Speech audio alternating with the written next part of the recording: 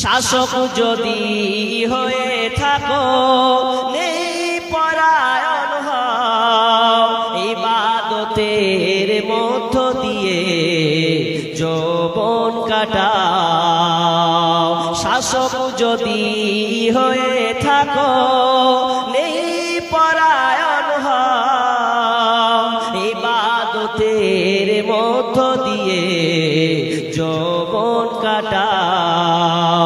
আরশের নিচে জায়গা যদি পেতে চাও, 7 শ্রেণীর মধ্যে তুমি গণ্য হও।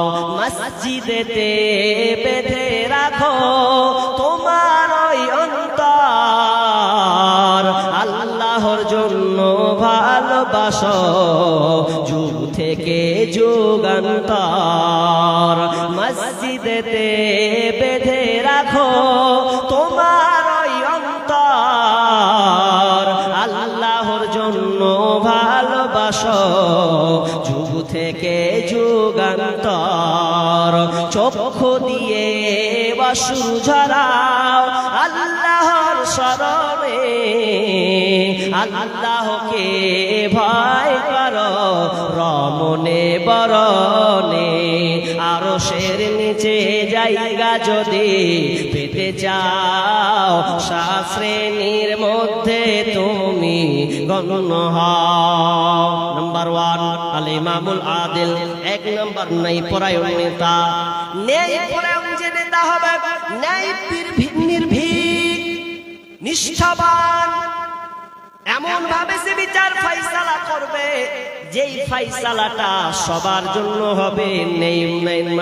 নেই অধিকার কেউ যেন না বলে আমার বিচার। যদি কোনো ব্যক্তি নেই নিষ্ঠাবানের সঙ্গে বিচার ফাইসালা করে, ওই ব্যক্তিটা আরশের নিচে ছায়া পাবে। আরশের ছায়া 1 নম্বর নেতাকে কেন নিয়ে আসা হলো? নেতাকে কেন নিয়ে আসা হলো? নেতা কেন 1 নম্বরে থাকবে? কারণ নেতা হলো একটা দামি একটা সাবজেক্ট। নেতা এমন একটা দামি সাবজেক্ট, সমাজের নেতা যদি সুন্দর হয়, সমাজের নেতা যদি আমানতদারিতা হয়, সমাজটা সুন্দর যাবে। আপনাকে একটা উদাহরণ বলি, নেতা হয়েছেন, মেম্বার হয়েছেন, মুখিয়া হয়েছেন, প্রধান হয়েছেন, এ বলে তুমি এ বলে যেন কলার গাছ হয়ে যেন না, কলার গাছ হয়ে ফুটলে যেন না। খবরদার, এটা আল্লাহ আপনাকে সম্মান দিয়েছেন। যদি আপনি নেই সঙ্গত ভাবে নেইর সঙ্গে যদি আপনি বিচার ফাইসালা করেন, ও ভাই ও বাপজি শুনেন, যারা আপনারা বিচার ফাইসালা করেন, সমাজের বিচার ফাইসালা করেন, ভালোভাবে ইনসাফের সঙ্গে বিচার ফাইসালা করবেন। কারণ আল্লাহ সুবহানাহু ওয়া তাআলা বলছেন, ওয়া ইযা হাকামতুম বাইনান নাসি আন তাহকুমু বিল আদল। আল্লাহ সুবহানাহু ওয়া তাআলা বলছেন, তোমরা যারা বিচার ফাইসালা করবে, তখন তোমরা ন্যায়ের সঙ্গে তোমরা বিচার ফাইসালাটা করবে। 1 নম্বর ধরা হলো নেতাকে, ও আরশের নিচে ছায়া পাবে, তবে ন্যায় পরায়ণ নেতা। আচ্ছা, আপনাদের একটা কথা বলি, এতক্ষণ তো মন দিয়ে শুনলেন। আপনার কাটিহারে কারো হেলিকপ্টার আছে? হেলিকপ্টার আছে কারো? নাই। ধরেলেন আছে, ধরেলেন হেলিকপ্টার আছে। এদিকে তাকান, কি হলো আপনার? এদিকে হেলিকপ্টার আছে, যার হেলিকপ্টার আছে বিশাল দামি মানুষ, কথা ঠিক কিনা? খুব দামি মানুষ, মানে উপরে উড়বে, উপরে উড়বে। এত দামি মানুষ যাকে কেউ টাচ করবে না, খুব খালি মানুষ খালি বেটা। আর একটা লোক, উদাহরণটা শুনবেন, নেতা বুঝাচ্ছি আপনাকে, নেতা। আর একটা লোকের সাইকেল আছে, তো সাইকেল চালাতে চালাতে চালাতে চালাতে চালাতে চালাতে উপর দিকে উঠে গেছে। আর হেলিকপ্টার, হ্যাঁ, তো উপর দিকে তাকাতে যা কোন দিকে মানে কি লারার পোয়ালে যা ভরল, পাল্টি খেলে। আচ্ছা, ওয়ার কি বেশি ক্ষয়ক্ষতি হবে? উদাহরণটা দিচ্ছি তো আপনাদের বোঝানোর জন্য। এখন ওই ছেলেটা ঠুকে দিলে, আর ঠুকে যখন দিলে, আচ্ছা ওকে পাওয়া যাবে না? পাওয়া যাবে না? আর কথা বলেন রে ভাই, যে বাইক সাইকেল চালিয়ে গেল, ঠুকে দিলে, পুরো পাল্টি খেলিয়ে, তো ওকে মানুষ তুলে বলে পাবে না? পাবে না? পাবে তো। পেয়ে যে সুস্থ হয়ে যেতে পারে।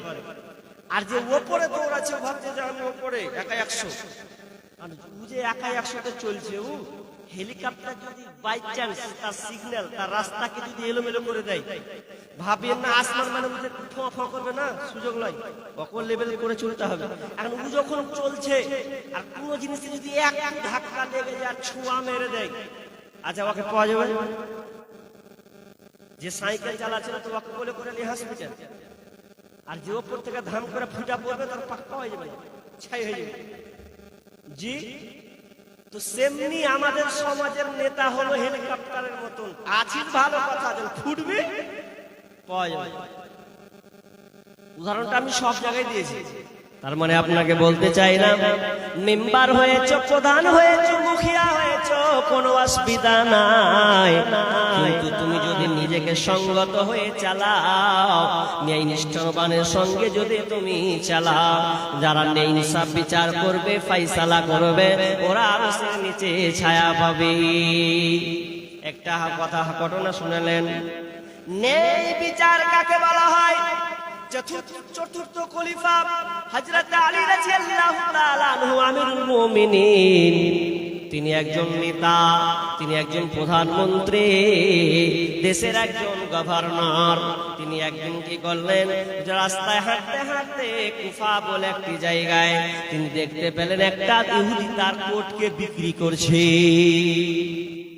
কোট হারিয়ে গেছে, কোটটা যখন হারিয়ে গেছে, তাই ইহুদিকে দেখতে পেয়েছে যে আমার কোট বিক্রি করছে, মানে কোটটা হারিয়ে গেছে কোন জায়গাতে আর ঢুঁড়ে পাই না। তো ইহুদি ব্যক্তিটাকে বলছে, ভাই আমার কোট তুমি কোথায় পেলে? বিক্রি করছো মানে? এটা তো আমার কোট, এটা তো আমার জেরা, এটা আমার কোট। ইহুদি বলছে, মাথা খারাপ, এটা আমার কাছে আছে মানে এটা আমার কোট। বলছে, না, এটা আমি তো কাউকে দান করিনি, কারো কাছে আমি তো বিক্রি করিনি, তাহলে এটা তোমার কেমন করে হয়? আমি নিশ্চিত, আমি নিশ্চিত এটা আমার কোট।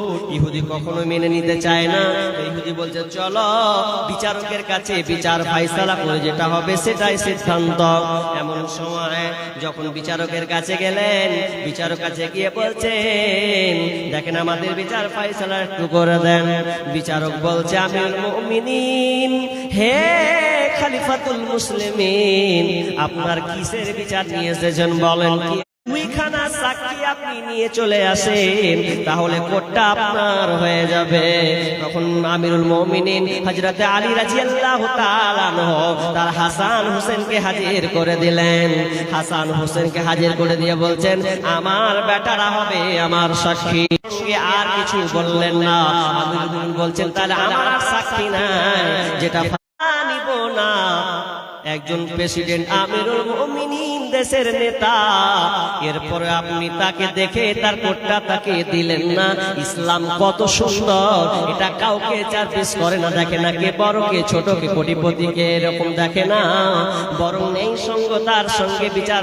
ইসলাম খুব সুন্দর। আমি ইহুদি বলছি, এখন থেকে এই মুহূর্তে বিচার ফাইসালা আমাকে এত ভালো লেগেছে, আমি আমার ধর্মকে ছেড়ে দিয়ে আমি আপনাদের সামনে ইসলাম খানাকে গ্রহণ করে নিলাম এবং আপনাদের সঙ্গে আমি কালিমা বাক্য পড়তে চাই।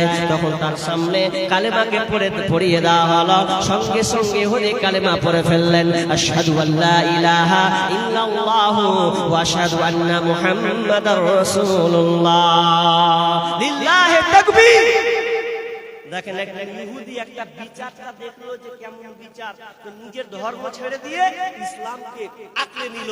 না, এর মতন ধর্ম, এর মতন দিন দ্বিতীয় আর কোথাও নাই। যে ধর্মে ন্যায় নির্ভীক বিচার ফাইসালা করা হয়, এটাকে আমি গ্রহণ করে নিলাম। তখন হযরত আলী তখন বলছেন, ভাই তুমি তো এখন আমার ভাই, অতএব আমি এ কোট নিব না, এ কোট আমি তোমাকে দান করে দিলাম এবং তোমার এর বিনিময়ে আরেকটা তোমাকে গিফট করলাম, আমি তোমাকে দ্বিতীয় ঘোড়া দান করে দিলাম। এই জন্য আল্লাহ সুবহানাহু ওয়া তাআলা বলছেন, যারা নেই নির্ভীকের সঙ্গে নেই পরতার সাথে বিচার ফাইসালা করবে, খবরদার সত্তার মরল, যখন তুমি লোকের বিচার করবে তখন তুমি খবরদার বেটা আছে ভাতিজা আছে ওর দিকে মেরে দিবে, এটা কখনো যেন না হয়। ওয়াইদা কুলতুম ফাদিলু, ওয়াইদা কুলতুম ফাদিলু ওয়ালাউ কানা দা কুরবা, যখন তোমরা কথা বলবে স্বজনের বিরুদ্ধে গেলেও নেই কথা বলবে, সত্য কথা বলবে। বেটাকে বাঁচাবে, ভাতিজাকে বাঁচাবে, এটা আমার বংশের ছেলে, ওকে বাঁচাতে হবে। কেসটাকে বিচারটাকে ঘুরিয়ে দিবেন, খবরদার না। তাহলে আপনার মতন নিষ্ঠুর, আপনার মতন বেঈমান মেম্বার প্রধান মোড়লকে আল্লাহ আরশের নিচে ছায়া দেবেন না, পাবেন না আরশের ছায়া, আপনি অসম্ভব আপনি পাবেন না। তাহলে এক নম্বর কারা পাবে? যারা নেই পরায়ণতার সাথে বিচার ফাইসালা করবে, ও আরশের নিচে ছায়া পাবে। এবার ভাবেন, এতক্ষণ তো শুনলেন সবকিছু, এবার ভাবেন বর্তমান প্রেক্ষাপট যারা দায়িত্বে আছে বলেন আরশের ছায়া পাবে? মনে হচ্ছে পাবে। মেম্বার প্রধান, আপনাকে মেম্বার প্রধান কেমন আছে জানি না, আগে মেম্বার প্রধানকে রাস্তা করতে দিয়েছে 10 ইঞ্চি মোটা, মেরে দেয় 2 ইঞ্চি, চল হট, 8 ইঞ্চি হয়ে গেল, চলে গেছে 8 ইঞ্চি। তুমি আরো সে ছায়া নেবে? জি নেই, 8 ইঞ্চি পকেটে আর 2 ইঞ্চি রাস্তায় ফেলে দিয়েছে। এখন বিচার হিসাব বুঝিয়ে দিও। যারা বিচার ফাইসালা করছেন বা যারা দায়িত্বে আছেন তাদের একটা কথা বলি, এটা মানে বৃদ্ধি হাদিস, মানে এই বাইক থেকে কি বিচারের ময়দানে ওর হাত বাঁধবে তো বাঁধবে, আর একটা অপমানজনক জিনিস করবেন কি জানেন তো? পতাকার পেছনে ওর পাছাতে খাড়ো করে পুঁতে দেবেন। কার পেছনে? মেম্বার, প্রধান, এমএলএ, এমপি, মন্ত্রী, যত লোক পদে আছে, যত জনগণের দায়িত্ব ছিল, সব দায়িত্ব যদি বেসামাল করে দেয়, বেঈমান লাইনে চলে যায়, ধোকা মেরে দেয়, আমানতের খেয়ানতি করে, এইভাবে দাঁড়িয়ে থাকবে। আর দুনিয়ার লোক, কাটিহারের লোক বলবে উমুকের বেটা নাকি, জয়দুরের বেটা মেম্বার লা, এটা ওই যে মুখিয়া যে দেখছি ওর পেছনে হাত বাঁধা আছে, জি হাদিহি ফুলান ইবনে ফুলান, এটা কি উম্মতের বেটা নাই? প্রধান হয়েছিল, মুখিয়া হয়েছিল, ওই কি আমাদের নয়? বলবে হ্যাঁ বে হ্যাঁ, ওটাই তো দেখছি, ওকে বেঁধে রেখেছে। মানুষ বলতে পারবার পাছাতে পতাকা পুঁতে দেওয়া মানে সেদিন মানুষ বুঝবে ও দুনিয়াতে লুকিয়ে লুকিয়ে জনগণের টাকা, আবাসনের টাকা, বাড়ির টাকা, রাস্তার টাকাকে, গরিবের টাকাকে বাড়িতে ভরে নিয়েছে, বুঝিয়ে দেয়নি। 5 বছর পর পেয়েছে, লাফিয়ে লাফিয়ে কুদিয়ে খেয়েছে। সেদিনকে হাত পেছন দিকে থাকবে, পতাকা গেড়ে দেওয়া হবে, মানুষ তখন ছি ছি করবেন, আপনি কোথায় নিজেকে লুকাবেন? না না, সেদিন আপনাকে জনগণের সামনে বহিঃপ্রকাশ হয়ে যাবে। 5 বছর তুমি দুনিয়াতে ক্ষমতার বহরে চালিয়ে দিয়েছ পাওয়ার, এই দুনিয়াতে পাওয়ার তোমার খেটে যাবে, কিন্তু কিয়ামতের ময়দানে পেছনে হাত দিয়ে আসামির মতন তোমাকে দাঁড়াতে হবে। অতএব আমি আপনাকে বলছি, যদি আপনি আরশের নিচে ছায়া পেতে চান, তাহলে ভালো নেতা আপনাকে তৈরি হতে হবে। এই জন্য বিষ্ণু বলছেন, প্রথম যে আরশের নিচে ছায়া পাবে রে, সে হলো ভালো নেই পরায়ণ নেতা। একটা হলো, দুটাকে লম্বা আলোচনা করব।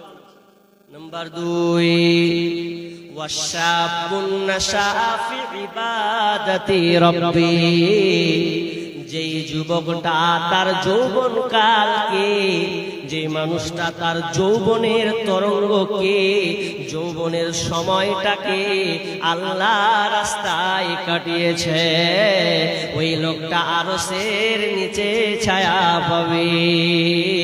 কিন্তু আজকে বর্তমানে দেখা যায় যুবক যার বয়স 25, যার বয়স হয়ে গেছে 22-30, ওর যৌবনের প্রখরতা এতটা বেশি, চুলকে করেছে তেরে নাম ঝুলিয়ে মেরেছে, লাল বর্ণের করেছে, 2 দিকে হিপ্পি করে উঠিয়ে মুরগির খোলার মতন পেরে দিয়েছে, বকরি মোটা চুল লম্বা লম্বা করে ফেলেছে, আর নিজেকে খুব বাহার দেখেছে। আমার মতন সিয়ানা কে আছে রে? ও যুবক, তুমি আরশের নিচে ছায়া পাবে না, তুমি বরং তোমার যৌবনটাকে এমন ভাবে তুমি হারিয়ে দিয়েছো। অনেক যুবককে দেখা যায় তারা দুনিয়ার এত পাগলা হয়েছে, ওই যুবকটাকে মসজিদে পাওয়া যায় না। বলেন যে মসজিদ আপনারা করেছেন, বলেন কত যুবক নামাজ পড়ে, পেলে গেলে কয়েকটা বুড়া চাচা আছে, দাড়ি ছেড়া আছে, বাকি যেটি ইয়ং ছেলে আছে সব আওয়ারা জিন্দেগি। অথচ আল্লাহ রাসূল বললেন সবচাইতে দামি কে? যুবক। আরশের নিচে ছায়া পাবে ওই যুবক যুবতী, ওই নারী, যেই নারী তার যৌবনটাকে আল্লাহ রাস্তায় কাটিয়ে দিয়েছে, ওই নারীটা আরশের নিচে ছায়া পাবে। এই যে রমজান মাসটা গেল, অনেক যুবক, অনেকে রোজা আবার রাখেনি, অনেক যুবক আছে রোজা রাখেনি, দিনের বেলাতে খেয়েছে। অনেক যুবক যদি রোজা রেখেছে নামাজে হাজিরি দেয়নি, অনেক যুবক আছে নামাজে পড়েছে কিন্তু তারাবিটা করলো না, মনে করছে তারাবি না করলো চলবে, ফতোয়া পেয়ে নিয়েছি একটা চাকরি নিব, হ্যাঁ ফতোয়া পেয়েছে তারাবি না করলো চলবে, ঠিক আছে বন্ধু, কিন্তু যুবকটা তো যৌবনটা তুমি একবার পাবে গো বন্ধু। কারণ বিষ্ণু বলেছেন ইকতানিম খামসান ক্বাবলা খামসিন সাবাবাকা ক্বাবলা হারামি, পাঁচটা জিনিস আসার আগে পাঁচটা জিনিসের মূল্যায়ন করো, পাঁচটা জিনিস আসার আগে পাঁচটা জিনিসের মূল্যায়ন করো। কারণ এই জিনিসগুলা যদি তোমার মধ্যে চলে আসে একবার পাবে, দ্বিতীয়বার পাবে না। জীবনে যদি পাও তো একবারই পাবে, দ্বিতীয়বার মাথা ঠুকে যদি তোমার রক্ত বেরিয়ে যায় এরপরে আল্লাহ তোমাকে ওই সুযোগটা দেবে না। নাম্বার 1 শাবাবাকা ক্বাবলা হারামি। বিষ্ণু বলছেন তোমার যৌবন আসা, যৌবন বার্ধক্য আসার পূর্বে তোমার যৌবনের মূল্যায়ন করো। তুমি যৌবনটা পেয়েছো, যৌবনটাকে কাজে লাগিয়ে নাও, আর যদি কাজে লাগিয়ে নাও বার্ধক্য আসার আগে, তাহলে ওটা তোমার জন্য জীবনে ধন্য আসবে। কারণ যৌবন যদি একবার পার হয়ে যায়, যদি বৃদ্ধ বয়সে চলে যাও, আর যদি বলো যৌবনটা যদি আল্লাহ একবার দেয় কত না ভালো হতো। ওই লোকটা কেঁদে কেঁদে যদি মাথা ঠুকে ঠুকে মরে যায় তবু আল্লাহ তাকে যৌবন দান করবে না। কারণ যৌবনটার এত দাম, যৌবন মানুষে বেশি পাওয়ার দেখায়, যৌবন বয়সে মানুষ চেহারার বহর দেখায়, যৌবন বয়সে একজন নারী তার চেহারাকে বহিঃপ্রকাশ করে। দেখেন গা 50 বছরের নারী, 60 বছরের দাদি নানি, ওরা জীবনে আর আপনাকে বহিঃপ্রকাশ করবে না, কারণ ওর চামড়াতে খিসমিস ধরেছে, ওর চামড়াতে নরম ভাঁজ পড়ে গেছে। ওর দিকে কে তাকাবে? যুবতী মেয়েটার দিকে সবাই তাকাবে। কিন্তু যৌবনটা আমরা এমন ভাবে কাটিয়েছি, ওই জন্য বিষ্ণু বলছেন যৌবন একবার পাবি রে, দ্বিতীয়বার আর তোর সুযোগ থাকবে না। একটা লোককে দেখছি, সোশ্যাল মিডিয়াতেও দেখতে পাবেন, একটা বয়স্ক লোক চায়ের দোকানে বসে বিস্কুট দিলে, বিস্কুটটা খেয়ে নিলে, খাওয়ার পর এবার ওকে 1 গ্লাস পানি দিয়েছে, হাফ গ্লাস, 1 গ্লাস পানি, আহা কত কষ্ট। 1 গ্লাস যদি পানি দিয়েছে তো ওইভাবে খেয়েছে, হাতের দিকে তাকা, পানিটা খেয়েছে, খেতে খেতে খেতে খেতে খেতে মনে হয় এক খেতে পেয়েছে, বাকিটা আর শরীরে পড়ছে সবকটা, ও খেতেই পারলো না। বয়স্ককালে পানিটা যে খাচ্ছে তো চোখ দিয়ে আমার পানিগুলো, আহা। যৌবন আর বৃদ্ধ কতটা পার্থক্য, যে একটা বাপ পানি খাচ্ছে তো পানি খেতে পারলো না, শরীর ভিজে গেল হাতটা কাঁপতে কাঁপতে। কিন্তু যৌবন বয়স যখন ছিল কত ডাঁশে পানি খেয়েছে। এই জন্য তো বিষ্ণু বলছেন যৌবনের এত দাম। একজন বৃদ্ধ মানুষ যদি 100 রাকাত নামাজ পড়ে, উদাহরণ দিচ্ছি হাদিস না, একটা বৃদ্ধ লোক যদি 200 রাকাত নামাজ পড়ে, আর একটা যুবক যদি মাত্র 2 রাকাত নামাজ পড়ে, সবচাইতে দাম আল্লাহর কাছে বেশি হলো ওই যুবকটার নামাজ। যৌবন বয়সের নামাজ খুবই দামি, যৌবন বয়সের ইবাদত আল্লাহর কাছে খুবই দামি। ওই বৃদ্ধ যত ইবাদত করুক না কেন যুবকের কাছে ধার কাছে নাই। কিন্তু আজকে আমরা যৌবনে পদার্পণ যখন হলাম, যৌবন বয়সে যদি বলা হয় দাড়িটা একটু ছাড়েন গো, বলছে দাড়ি ছাড়বো, বাড়িতে বকানি খাবো, মা বলবে তাড়াতাড়ি চাচা বুঝিস নাকি। অনেক মা আছে ছেলে যদি দাড়ি ছাড়ে নাক ছিটকায়, বোন বলে এত তাড়াতাড়ি দাড়ি ছেড়ে দিলে দাদা, মা বলেন আরে তোর এখানে কি হেসাদি কিছুদিনও না, হুট করে তুই দাড়ি ছেড়ে দিলি। অনেক বিবি আছে হাজি তুমি এত বড় বড় তুমি চাচা হচ্ছ নাকি, কেনে ছাড়ছো তুমি দাড়ি। অনেক বাধা বিপত্তি পাই সমাজে, বাপ বাধা দেয়, অনেকের মা বাধা দেয়, বিবি বাধা দেয়। অথচ যৌবনটা কত গুরুত্বপূর্ণ, আমিও তো দাঁড়িয়ে রেখেছি, বলেন আমার দেখতে কেমন আছে? এত দাড়ি সুন্দর রেখেছি, এরপরে তো আল্লাহর প্রশংসার শেষ নাই। অনেকে আমাকে উদাহরণ দেয়, কি বলে, বাংলাদেশের কয়েকটা বক্তা আছে, তুলনা করে, এটা দেখতেও তার মতন লাগছে, কে বলছে মিজানুর রহমান আজারির মতন লাগছে, কে বলছে জামশেদ মজুমদারের মতন লাগছে। যে লাগুক, সম্মান তো আছে, দাড়ি হলো একটা সৌন্দর্য। ইয়ং বয়সে দাড়ি ছাড়বে না তো কখন ছাড়বে? সাদা সাদা দাড়ি হবে, লম্বা পাটের মতন চুল যাবে, তখন তুমি দাড়ি ছাড়বে। ওই দাড়িতে কোনো কাজ হবে না, দাড়িকে ছাড়তে হবে। যৌবন বয়সের চেহারা লাবণ্য দেখালে হবে না, অনেক কথা লম্বা আছে। আমি আপনাদেরকে বলছি, বলেন এই ইয়ং বয়সে কি কোনো যুবক পারবে আল্লাহর আরশের ছায়া নিতে? জি বলেন, বর্তমান যুবকদের অবস্থা দেখেন। বলেন এই বর্তমান ইয়ং জেনারেশন যুবক যারা আরশের নিচে ছায়া পাবে আপনার মনে হয়? বলুন। শেষ তো করে দিয়েছে, মোবাইলে 12টা বাজিয়ে দিয়েছে, মোবাইলে আবার 12টা বাজিয়েছে, আপনার মেয়েরও 12টা বাজিয়েছে। আপনার মেয়েকে আপনি মোবাইল দিলেন কেন? জি, মোবাইল যৌবন বয়সে এক একটার হাতে, বাপরে, কোন কোন ছেলে হাতে দেখছি অ্যান্ড্রয়েড মোবাইল 40,000 50,000, কারো কারো দেখছি আবার আইফোন নিয়ে বসে আছে, অথচ ও 3 বেলা ভালো করে খাইতে পাই কিনা নিয়ে আছে। আপনাকে বলুন, অনেকে বিদেশ পার্টি লোক আছে, আপনাদের দিকে বিদেশ পার্টি, আপনাদের দিকে নেই, আমাদের সবচেয়ে বিদেশ পার্টি লোক বেশি। 4 মাস 5 মাস ধরে থাকবে বিদেশে, আর ঈদের আগা দিনে চলে আসবে। ঈদের আগে দেশে খুব বহর দেখাবে, দেখ এই করেছি সেই করেছি, আর 14টা করে পকেট, হ্যাঁ পকেটে হাত দিলে 5 টাকা বাইরে মারবে। মানে যা ইনকাম করেছে ও দুদিনই শেষ, ফের পাছে লাখ মেরে কবে যা বিদেশ যা, টাকাটাকে আমরা কাজে লাগাতে পারি না এমন। আর কি করছি, বাড়ি আসছি ঈদের লেগে, তোমার জন্য ঈদ, ঈদ কার জন্য? আরে ঈদ কার জন্য বলুন না, ঈদ কার জন্য? আপনি 30 দিন রোজা রাখলেন না, আপনার জন্য কি ঈদ? আপনি ভালোভাবে নামাজ পড়লেন না, আপনার জন্য ঈদ। ঈদ তো তার জন্য যে 30 দিন রোজা রাখলো, ঈদ তো তার জন্য যে আপনার সুন্দর করে তারাবির নামাজ আদায় করলো, ঈদ তো তার জন্য লাইলাতুল কদরে কেঁদে কেঁদে কেঁদে ইবাদতে বসে বসে কাটিয়ে দিল, আর সে চোখ দিয়ে পানি ফেলে, আল্লাহ আমার রোজা কি কবুল হয়েছে না হয়নি, আমার গুনাহ মাফ হয়েছে না হয়নি, এই বলে যারা কাঁদে, ঈদ তো তাদের জন্য। ওরে তোমার জন্য ঈদ নয়, তুমি ভুটানি মারবে, ঈদের আগা দিন বাড়ি আসবে আর ফাঁস কাতারে দাঁড়াবে, এটা তোমার জন্য ঈদ নয়। যারা কষ্ট করে, কষ্টে মেহনত করে 12 ঘন্টা 14 ঘন্টা ধরে রোজা রেখেছে, তাদের জন্য ঈদ। যারা ইবাদতে মশগুল থেকেছে, তাদের জন্য ঈদ। বাড়িকে ইবাদতে জাগিয়ে দিয়েছে, তাদের জন্য ঈদ। হতভাগা, তোমার জন্য ঈদ নয়। কিন্তু আজকে আমরা ইবাদতকে বাদ দিয়ে ঈদের জন্য কেনাকাটা নিয়ে ব্যস্ত হয়ে আছি। ওরে তোমার জন্য ঈদ নয়, ঈদ আমার আপনার জন্য নয়, ঈদ তো তাদের জন্য যে কষ্টের সঙ্গে এই মাসটাকে সে অতিবাহিত করে দিয়েছে, চোখের পানি ফেলে ফেলে ফেলে আল্লাহর কাছে তওবা ইস্তেগফার করেছে, ওর জন্য হলো যাক। লম্বা কথা বলছি, তবে একটা কথা বলছি, বর্তমান ইয়ং জেনারেশন ছেলে মেয়ে যারা, আমি এবার নারী পুরুষ উভয়কে বলছি, ছেলে মেয়ে দুজনকে বলছি, বলুন ইবাদতে আমাদের দিন যায়।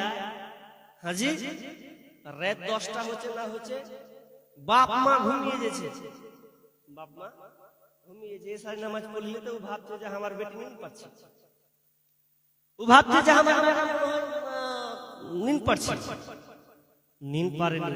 ওই যুবকটা সারা রাত ফেসবুক চালিয়ে চালিয়ে, মেসেঞ্জারে ঢুকে আর হোয়াটসঅ্যাপে ঢুকে রাত 12টা 1টা অশ্লীল ছবি দেখে রাতকে পার করে। কত যুবক নেবে শেষ। ওই যুবতীটাও মোবাইল দেখে দেখে দেখে আর বয়ফ্রেন্ড এর সঙ্গে যুক্ত হয়ে ও টাইমটাকে বরবাদ করে দিয়েছে, যৌবনটাকে শেষ করে দিয়েছে। জি না, যৌবনটা খুব দামি বন্ধুরে, ও আমার বোন, ও আমার বোন, ও আমার বেটি, শোনো খবরদার, যৌবন পেয়েছো, যৌবনের মূল্যায়ন করো। তুই না যৌবনের মূল্যায়ন করলে তুমি আরশের নিচে ছায়া পাবে, নচেত তুমি আরশের নিচে ছায়া পাবে না। কিন্তু আজকে দুঃখ লাগে, কতদিন বুঝাবো, কত আলেম বুঝাই যৌবন সম্পর্কে, আমরা যৌবন পাই কাজে লাগাই, ভালোর দিকে নয় খারাপের দিকে যৌবন কাজে লাগায়। রাত 12টার পরে যখন সকলে ঘুমায় রায়, যুবক যুবতী তখন ফোনে কথা কয়, যুবক যুবতী তখন প্রেমের আলাপ কয়।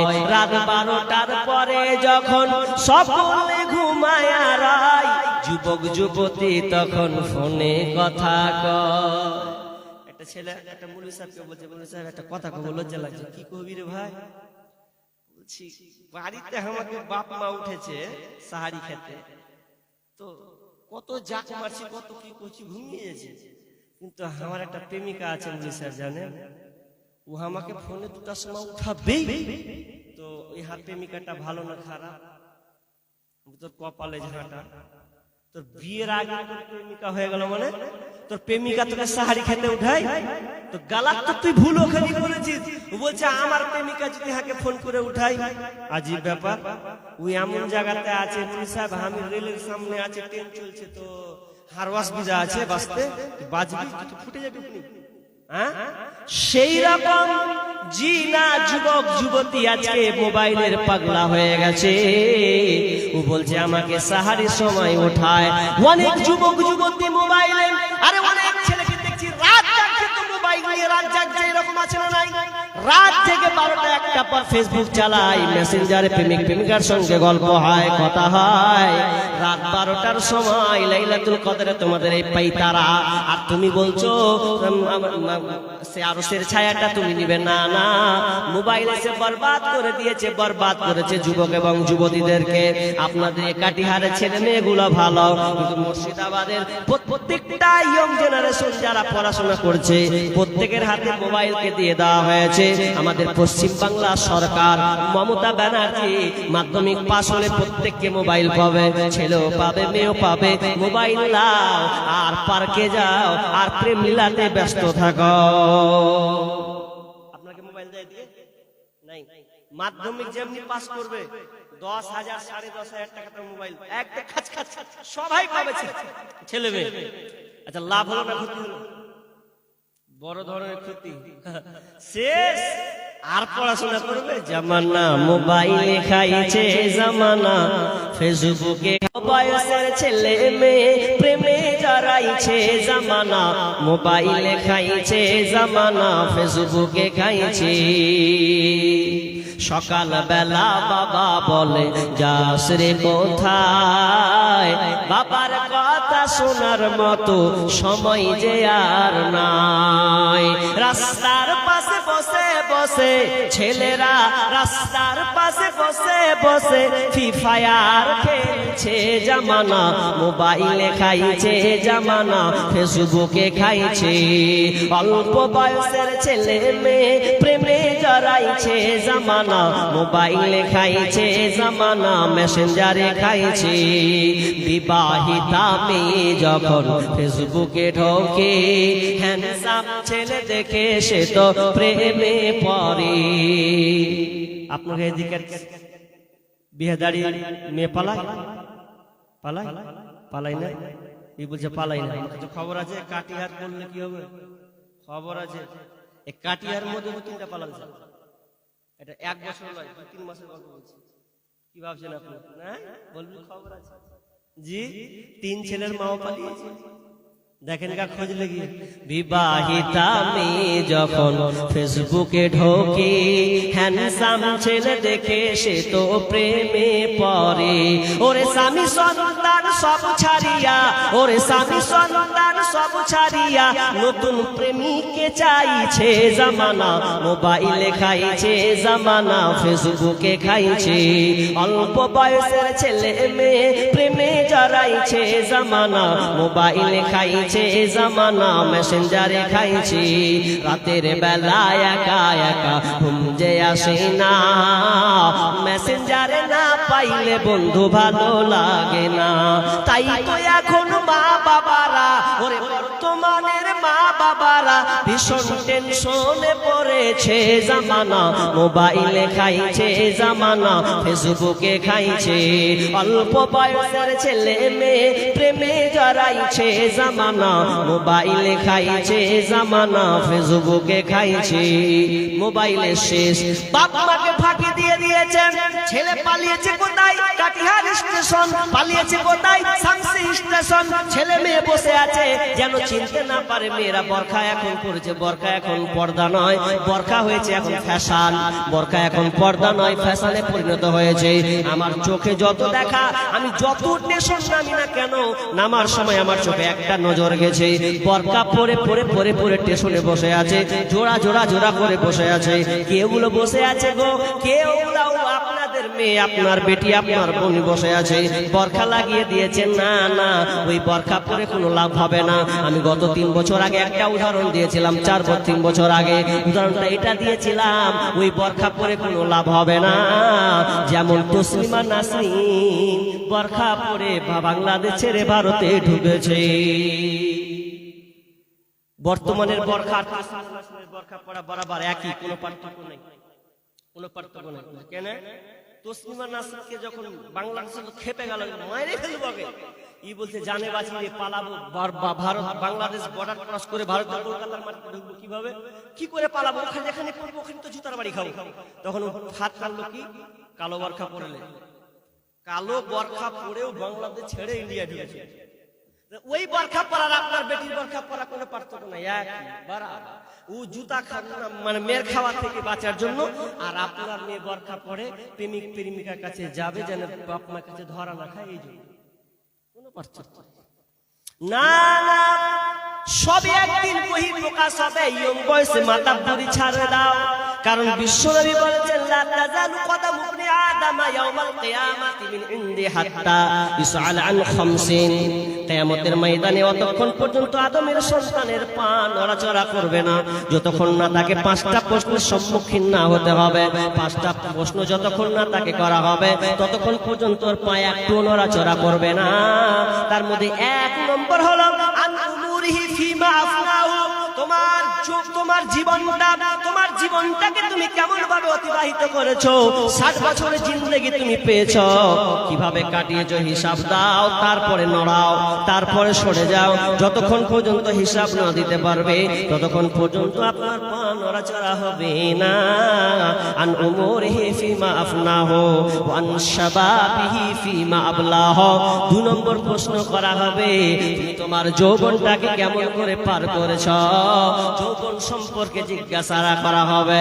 যখন বলা হবে বলো তুমি অমুক জায়গায় ছিলে, অমুক জায়গায় পার্কের মধ্যে ছিলে, অমুক জায়গায় রাত 1টার সময় সেখানে হাজির হয়েছিলে, কোন জায়গা তোমরা দুজনে ছিলে, কেমন করে কাটিয়েছো, সেই হিসাবটা তোমরা বুঝিয়ে দাও। সেদিন আল্লাহ সুবহানাহু ওয়া তাআলা কিয়ামতের ময়দানে যুবক তার যৌবন সম্পর্কে জিজ্ঞাসা করা হবে, তোমার যৌবনটাকে কেমন করে কাটিয়েছো। এই জন্য সার কথা, শেষ কথা, যৌবনের ঘটনা সেখান থেকে ক্লিয়ার করে দিলাম। আমি ছেলে মেয়ে ভাই বোন যারা ইয়ং আছেন তাদেরকে বলছি, আমি যেহেতু ইয়ং এই জন্য আমি বলছি, বোন রে খবরদার, যৌবন বয়স পেয়েছ, আল্লাহ রাস্তায় তুমি কাটাও। কোনো বদমেজাজি খারাপ উচ্চার পাল্লাই পরে তোমার জীবনটাকে নষ্ট করো না, কারণ তুমি দামি একটা প্রোডাক্ট। আল্লাহ তোমাকে দামি করে পৃথিবীতে বানিয়েছেন। তোমার পেটটা যদি ভালো হয়, তোমার পেটটা ফ্যাক্টরিটা যদি ভালো হয়, দুনিয়াতে তুমি ভালো সন্তান পাবে। আর যদি তুমি গোলমাল করে দাও, জীবনে আল্লাহ তোমার পেট দিয়ে কোনো আল্লাহওয়ালা মানুষ দেবে না, ভালো নিষ্ঠাবান মানুষ আল্লাহ তোমাকে দেবে না। বদ শয়তান বেটা বেটি পয়দা হবে, সেদিন তুমি মাথা ঠুকবে। অতএব যৌবনে তুমি মূল্যায়ন করো। যুবক তোমাকে বলছি, তুমি যদি ভালো বাপ হতে চাও, ভালো মানুষ সন্তান নিতে চাও, তাহলে তোমার যৌবনটাকে তুমি আল্লাহ রাস্তায় কাটিয়ে দাও। খবরদার নারীর পাল্লায় পড়ে তোমার যৌবনকে তুমি নষ্ট করিও না। বুঝবে একদিন ঠেলা। তবে কামিয়াব কে? বিচারের ময়দানে আরশের নিচে ছায়া 2 নম্বরের লিস্টে থাকবে কে? ওয়াশাবুন নাশাআ ফি ইবাদাতি রাব্বি। যেই যুবকটা তার যৌবনকে আল্লাহ রাস্তায় কাটিয়ে দিয়েছে। জি ভাই, 2 নম্বর আপনাদেরকে আমি বলে দিলাম। কত দূর নিয়ে গেলাম? জি 12:40 আর 20 মিনিট পয়েন্টটি আপনাকে গণিয়ে দিচ্ছি, আর 20 মিনিট। তাহলে যৌবনটাকে আল্লাহর রাস্তায় আমাদেরকে সম্পূর্ণভাবে কাটাতে হবে। অনেক মানুষ ফতোয়া মারে। ফতোয়াটা কি মারেন জানেন? ফতোয়াটা এই দেয় যে লাইলাতুল কদর রাত জাগো তো তো এটা যার মন চাইবে সে জাগবে, কথাটা ঠিকই আছে। কিন্তু ইয়ং যুবকরা আমরা আগে ছোটতে দেখেছি, আমাদের বয়স যখন 7, 8, 9, 10 রাত জেগেছি, তো যুবক ছেলেদেরকে অনেক দেখতে পেতাম, বিশেষ করে মুরব্বীগুলোকে দেখতে পেতাম। এখন মসজিদে ইয়ং ছেলেকে দেখতে পাওয়া যায়। আপনাকে এদিকে যায় কিনা জানি না, আমাদের নেই টোটালে। 4-3টা যে রাত জাগলাম সবই ওই হাহুর ফেইলার গুলা ঘুরছে, সব ছোট ছোট বাচ্চা ছেলে। কোনো মানে ইয়ং কোনো যুবক নেই, কোনো বৃদ্ধ কেউ নেই। কি রসাতলে চলছে, বলছে রাত না জাগলে চলবে, কিন্তু মূল সময়টা কি তুমি পাবে? সময়টা খুব কত দামি, এটা কি তুমি খোঁজ রেখেছো? জি না, যৌবনটা খুব মূল্যায়ন করতে হবে। তাহলে 2 নম্বর বলে দিলাম। 3 নম্বর কি? ওয়ারজুলুন কলবুহু মুআল্লাকুন ফিল মাসাজিদ। 3 নম্বর, যার অন্তরটা মসজিদের সঙ্গে তালাবদ্ধ থাকবে, মসজিদের সঙ্গে তার দিলটা সম্পৃক্ত থাকবে। ও জোহর পড়লাম কখন আসর হবে, আসর পড়লাম কখন মাগরিব হবে, সব সময় যেন চেষ্টা করে মসজিদের দিকে তার নজর থাকতো। সাহাবীদের বৈশিষ্ট্য এরকম ছিল, যখন তারা মসজিদে ঢুকে যেতেন, বের যখন হয়ে যেতেন, সব সময় দিল বলতো মসজিদে কখন ঢুকবো, কারণ মসজিদটা এত দামি জায়গা রে, পৃথিবীর মধ্যে সব চাইতে ভালো জায়গা। বিষ্ণু বলেন হাব্বুল বিলাদি ইলাল্লাহি মাসাজিদুহা ওয়া আবগাদুল বিলাদি ইলাল্লাহি আসওয়াকুহা। আল্লাহর কাছে সবচাইতে পছন্দনীয়, সবচাইতে পবিত্র স্থান, ভালো জায়গা হলো মসজিদ। কিছু আজকে আমরা মসজিদ যখন ঢুকি, বার হওয়ার জন্য টেনশন শুরু হয়ে যায়, কখন কোথায় কখন পালাবো। সাহাবীদের বৈশিষ্ট্য এরকম ছিল না। সাহাবীদেরকে কেউ যখন খুঁজতে আসতো, যদি বলা হতো তোমার আব্বা কোথায়, ওই ছেলেটা বলতো আব্বাকে যদি পান তো মসজিদে পাবেন, যান মসজিদে আছে। আর ইয়ং বর্তমানে যদি বলা হয় আপনার আব্বা কোথায়, কি চায়ের দোকানে, কার দোকানে ঢুকেছে, ঢুঁড়ে পড়বে। জি, টাইম পাস করি আমরা কোথায়? না, টাইম পাস করতে হবে মসজিদে বসুন, জিকির করুন। কারণ মসজিদে আপনি যতক্ষণ থাকবেন, বিষ্ণু বলেছেন যতক্ষণ কোনো ব্যক্তি মসজিদে থাকে ততক্ষণ পর্যন্ত সে আল্লাহর মেহমান বসে থাকে। তাহলে মসজিদটা কত দামি জায়গা, আজকে আমরা মসজিদকে বলে ভুলে গেছি। রমজান তো 20টা সবে, আজ কটা হলো? 27 সবে কদর, 27 সবে কদর, লাইলাতুল কদর। আজকে দেখেন আজকে কত নামাজের সংখ্যা কমে গেছে, কমতে কমতে কমতে লাস্টের বেলায় খালি সবটিকে পাওয়া যাবে। আর ঈদ খান খালি পড়েলেন, তারপরে দেখেন আর কাউকে খুঁজে পাওয়া যাবে না। কোথায় আছে মসজিদে এলান করতে হবে, মুসল্লি কোথায় হারিয়েছিস হে তাড়াতাড়ি জোহরে আয়, খুঁজে পাওয়া যাবে না। কিন্তু আমাদের মসজিদের সঙ্গে সম্পর্কটা আর থাকে না। তবে মসজিদের সম্পর্ক যাদের থাকবে, ওয়ারাজুলুন কলবুহু মুআল্লাকুন ফিল মাসাজিদ, মসজিদের সঙ্গে যার তালাবদ্ধ থাকবে, ওই লোকটা আরশের নিচে ছায়া পাবে। নাম্বার 4, ওয়ারাজুলান তাহাব্বা ফিল্লাহি ইসতামা আলাইহি ওয়া তাফাররাকা আলাইহি। 4 নম্বর, ওই লোকটা, যেই লোকটা কোনো বন্ধু, তার বন্ধুত্ব হয়েছে, ভালোবাসা হয়েছে, বন্ধুত্ব হয়েছে। বন্ধুত্ব এতটা ভালোবাসা, এত গভীর, বন্ধুত্বটা কোনো টাকার জন্য নয়, বরঞ্চ আল্লাহর জন্য বন্ধুত্বটা হয়েছে। আর যখন তাদের ছিন্ন হয়, বন্ধুত্বটা আল্লাহর জন্য ছিন্ন হয়ে যায়, তাহলে ওই লোকটা আরশের নিচে ছায়া পাবে। ওয়ারাজুলান তাহাব্বা ফিল্লাহি ইসতামা আলাইহি ওয়া তাফাররাকা আলাইহি। তারপরে ওয়ারাজুলুন কলবুহু মুআল্লাকুন ফিল মাসাজিদ ওয়ারাজুলান তাহাব্বা ফিল্লাহি ইসতামা আলাইহি ওয়া তাফাররাকা আলাইহি। ওয়ারাজুলুন 5 নম্বর বিষ্ণু বলছেন, যে নারী উচ্চ বংশীয় নারী একটা অফার দিল, অফারটা দিয়ে সে বলছে, ও যুবক তুমি আমার কাছে আসো, আমি তোমার আমার শরমগা, আমার শরীরকে আমি তোমাকে দিয়ে দিলাম, আমি তোমাকে একটা অফার দিচ্ছি, অফারটাকে গ্রহণ করে নাও। সঙ্গে সঙ্গে ওই যুবকটা তখন বলে দেয়, ইন্নী আখাফুল্লাহ, আমি আল্লাহকে ভয় করি। ওয়ারাজুলুন তলাবাতুহু ইমরাআতুন যাতু মানসিবি ওয়া জামাল ফাকালা ইন্নী আখাফুল্লাহ। তখন ওই লোকটা, ওই ছেলেটা বলে দেয়, আমি তোমাকে কাছে চাই না, আমি আল্লাহকে ভয় করে। কোন যুবক যদি বলে দেয়, কোন নারী যদি তাকে ইনভাইট করে, অফার দেয়, আর সে যদি বলে দেয় না না আমি ফাঁদে পড়ব না, আমি আল্লাহকে ভয় করি, ওই যুবকটা আরশের নিচে ছায়া পাবে। মক্কা নগরীতে একজন আলেম, বিজ্ঞ আলেম, যে আলেমটার নাম হচ্ছে উবাইদ বিন উমাইর। উবাইদ বিন উমাইর। তো উবাইদ বিন উমাইর বিজ্ঞ একজন আলেম, পণ্ডিত, হাদিস বিশারদ, এত জ্ঞানী যে মানুষ তার কাছে মাসালা জানতে আসতো, ফতোয়া জানতে আসতো। তো ফতোয়া জানতে আসতো। তো এই মক্কা শহরে একজন মেয়ে ছিলেন খুবই সুন্দরী, এত সুন্দরী যে একদিন আয়না দেখছে। তো আয়না দেখতে দেখতে বলছে, আমার চেহারা এত সুন্দর। তো স্বামীকে বলছে, হাজি, আমি এই এলাকার টপ লেভেলের একজন নারী, তো আমার চেহারা যদি কেউ দেখে নেয় আর আমি কেউ যদি টানি ফাঁদে আসবে, পড়ে যাবে। যে ছেলেকে ডাকবে সেই ফাঁদে পড়ে যাবে, আর ওকে আসতে বাধ্য হবে, আমার এমন যা চেহারা। তো ওনার স্বামী বলছে, তোর মাথা খারাপ, যাকে তাকে তুই ফাঁদে ফেলে দিবি? পারবি না। কাকে পারবো না? উবাইদ বিন উমাইর আছে, যা একটু টিকতে পারবি না, ওকে ফাঁদে ফেলবি। সবাইকে ফেলতে পারিস কিন্তু আলেমটাকে পারবি না। হাজি, টেক্কা মারবো নাকি? একবার সুযোগ দাও, অফারটা দাও, দেখি আমি আলেমটাকে আমার ফাঁদে ফেলতে পারি কিনা, একটু সুযোগটা দাও। স্বামী বলে, যা তোকে ওয়াটার করবো, যা তোর পারমিশন দিয়ে দেবো, যা দেখি ফাঁদে ফেলতে যাবে। এবার তখন ওই মহিলাটা এত সুন্দর করে সেজেছে, এত সুন্দর করে সাজন দিয়েছে, ফতুয়া জিজ্ঞেস করার লেগা বলছে যে আমি একটু দেখা করবো, তো একটু সুযোগটা দাও। এই সুযোগটা বলে যাও, ফতুয়া জিজ্ঞেস জেনে নাও। আর যেমনি ফতুয়া নিয়েছে, কন্যাটাকে সরিয়ে দিয়ে সুন্দর একটা পোশাক পরে আছে, আর এত সুন্দর ভাবে সেজেছে যে উবাইদ বিন উমাইর তাকে, আর মাথা খারাপ, তোমাকে এখানে কে ঢুকতে দিলে?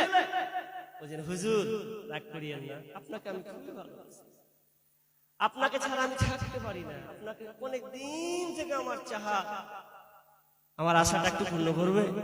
আজকে আপনাকে আমি সুযোগ দিলাম, সুযোগটা কি গ্রহণ করবে?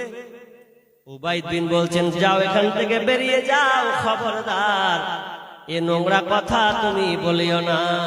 বলছে, আমি যাব না যতক্ষণ না পর্যন্ত আমার আশাটাকে না মিটাবে, যতক্ষণ পর্যন্ত আমার প্রেমে মত্ত না হবে, ততক্ষণ পর্যন্ত আমি যাব না। যখন এই কথা বলা, এবার তো ইমাম আর খুঁজে পাই না কি করে ভাত থেকে বাঁচবো, তখন তিনি ওই নারীটাকে বলছে, নারী, ও বোন শোনো, আমি তোমার আশাটাকে মিটিয়ে দেব, তোমার মনের খাসিয়াতকে আমি মিটিয়ে দেব, তবে শুনে নাও, আমার কয়েকটা প্রশ্নের উত্তর তোমাকে দিতে হবে। নাম্বার 1, 1 নাম্বার, বলো যখন মালাকুল মউত আসবে, মালাকুল মউত যখন তোমার প্রাণ পাখিকে বেরিয়ে নিয়ে যাবে, খাঁচাকে যখন তোমার আত্মাকে বের করা হবে, এক কথায় মালাকুল মউত যখন আসবে, আর ওই সময় আমি বলবো, নারী চলো এখন তোমার মনের আশাটাকে আমি মেটাবো, রাজি হয়ে যাও, বলো তুমি রাজি হবে কিনা? সঙ্গে সঙ্গে মহিলা বলল, না হুজুর, এটা তো কখনোই হতে পারে না, আমার জান বের হবে আর আপনার সঙ্গে মিলনে যাব, এটা কখনোই সম্ভব নয়। নাম্বার 2, দ্বিতীয় প্রশ্ন ওই নারীকে করলো, নারী বলো, যখন তোমাকে কবরে চাইতে করা হবে, মুনকার নাকির যখন আসবে, আসার সময় প্রশ্নের সওয়াল তোমাকে করবে, আর ওই সময় আমি বলবো, নারী চলো তোমার মনের খায়েশটাকে মিটিয়ে নাও, বলো তুমি কি চাইবে? নারী বলছে, এটা আমি কখনোই পারবো না। চলো বিচারের ময়দান, বিচারের ময়দানে যখন আমলনামা পেশ করা হবে, ডান দিকে যাবে না বাম দিকে যাবে, ডানে পাবো না বামে পাবো, ওই সময় যদি তোমার মনের খায়েশটাকে আমি মিটাতে চাই, বলো তুমি রাজি হবে কিনা? মহিলা বলছে, না হুজুর, এটা আমি রাজি হতে পারবো না। এ করতে করতে ফুলসেরাত গেল, জাহান্নামের সামনে গেল, এভাবে বুঝাতে বুঝাতে এক পর্যায়ে ওই নারীটা তাওবা ইস্তিগফার করে বললেন, হুজুর, এটা আমার ভুল হয়েছে, এটা আমি কত অন্যায়ের মধ্যে চলে গেছিলাম, এ বলে তাওবা ইস্তিগফার করে বাড়ির দিকে চলে গেল। আর সেদিন থেকে ওই নারীটা এমন ইবাদতে মাশগুল হয়ে গেল, ওই মহিলাটার স্বামী উবাইদ বিন উমাইরকে বলছেন, হুজুর, আমার স্ত্রীকে কি এমন করলেন যে আগের মতন আমার সঙ্গে আর কি করে না, আগের মতন আর সময় নয়, বরং বেশিরভাগ ইবাদতে মশগুল থাকছি। পারলো না, পারবে না। আপনিও যদি ওই রকম ছেলে হন, ওই রকম যদি আপনি পুরুষ হন, তাহলে আপনার জন্য আরো সে নিচে ছায়া থাকবে।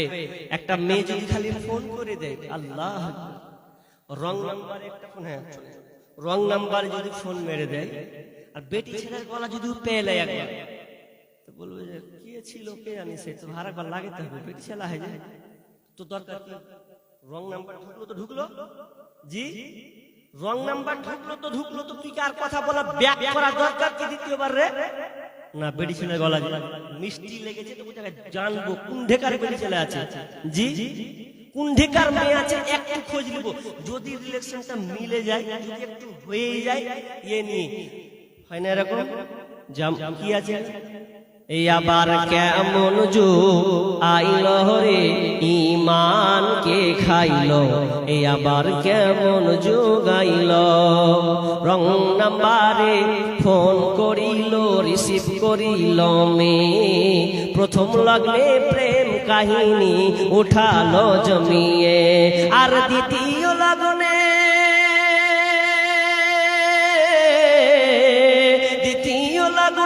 প্রেম আগুনে দুজনকে ফুরাইল। এই আবার কেমন যুগ আইল রে ইমান কে খাইল, এই আবার কেমন যুগ আইল।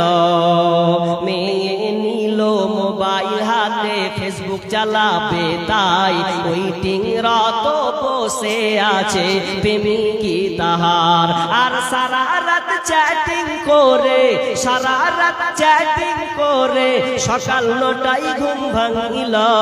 এই আবার কেমন যুগ আইল রে ইমান কে খাইল, এই আবার কেমন যুগ আইল।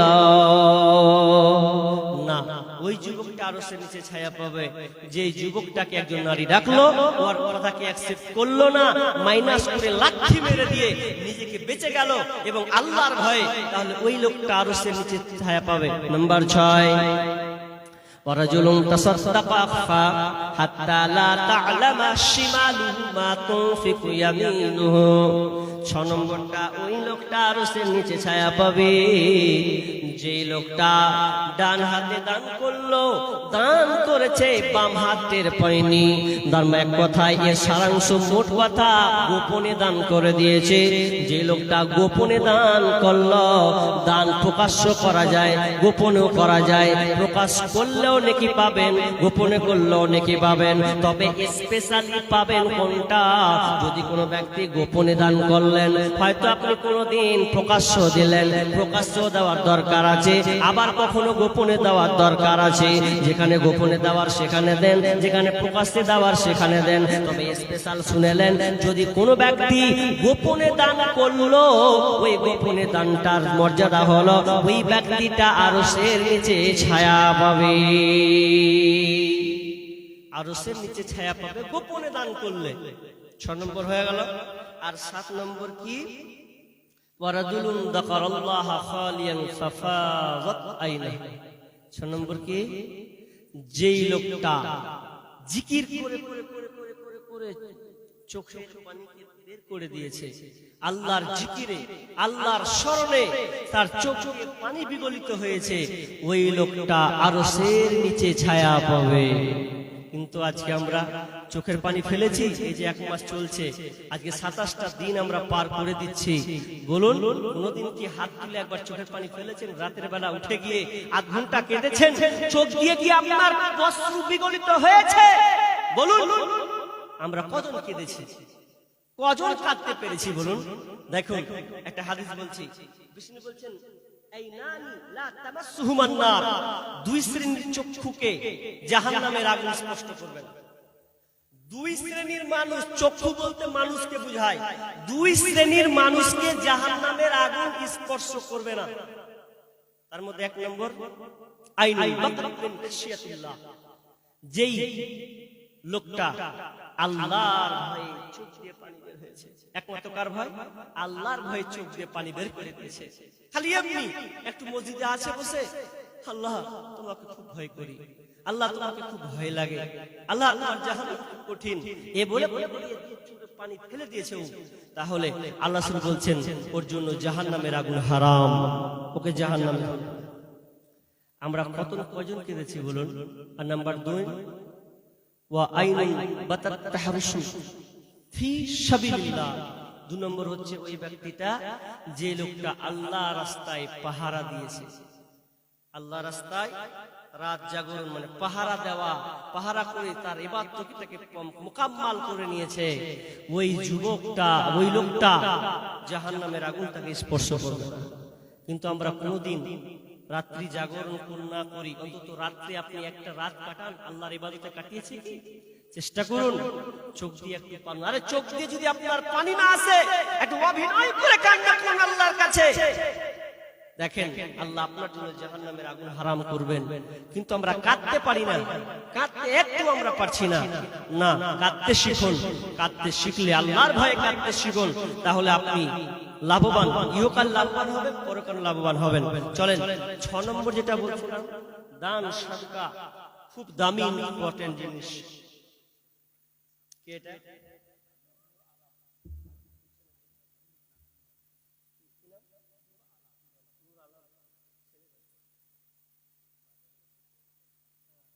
নূর আলম, উনি উনারই 7,000 টাকা হাতে আছে, 7,000 টাকা আমার হাতে আছে। আর